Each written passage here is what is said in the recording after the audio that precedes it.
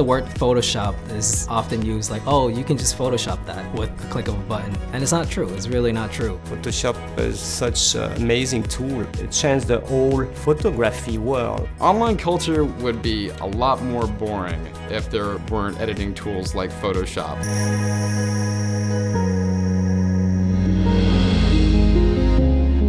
A lot of people feel that because you pass some work through Photoshop or digital, the process is not as valid that it's gonna be with a click of a button, which is a big misconception.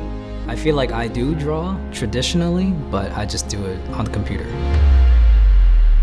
Photoshop, there's nothing you can't create with it, especially nowadays. It's just like learning any program. I feel it's definitely important to experiment for yourself.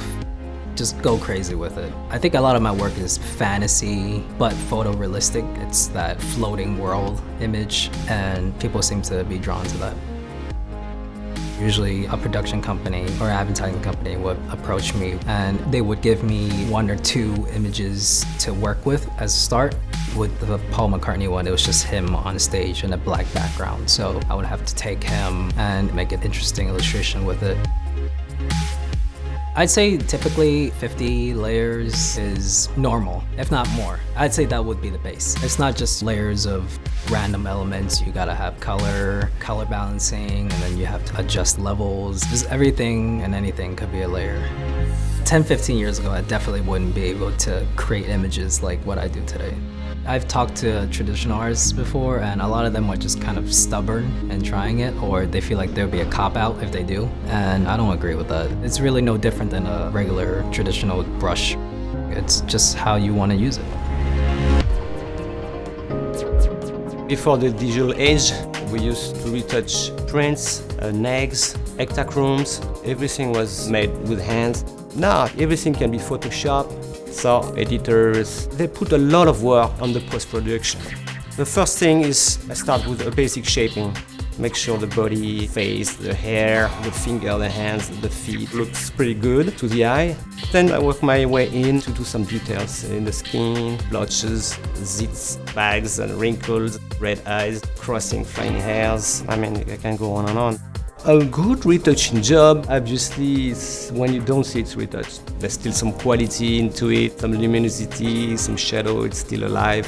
This is a site called Photoshop Disaster. People are just retouching without the eye of the retoucher or the eye of the photographer. There's poor quality. You don't have any structure left. We're really bombarded with pictures of glamour and perfectness. It seems like perfection has to be the norm, and it's pretty sad. I do believe those images impact our definition of beauty, but the trend changes and the beauty keeps changing over time. There's a saying, beauty is in the eye of the beholder, which I believe is true. I think we can separate between like the commercial beauty and the artistic beauty.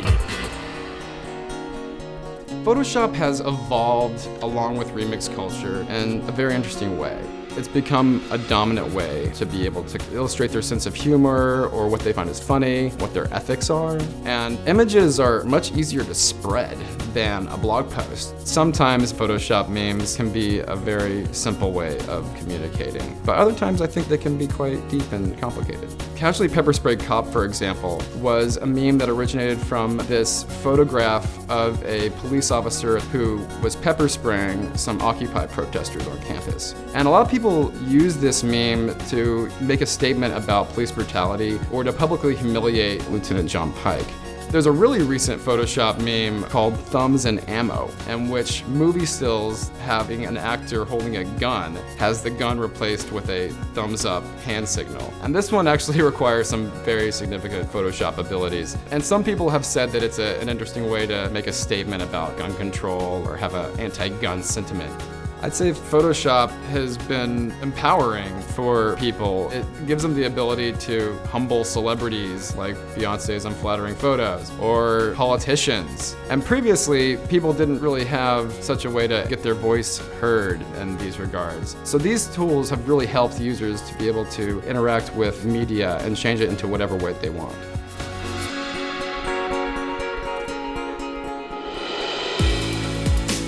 The benefit is obviously the practicalness. It's faster, it's cheaper, it's better and better all the time. Photoshop has become very important in terms of our visual culture, and meme culture is becoming increasingly important in online discourse. 10-15 years ago, I definitely wouldn't be able to create images like what I do today. It's not possible.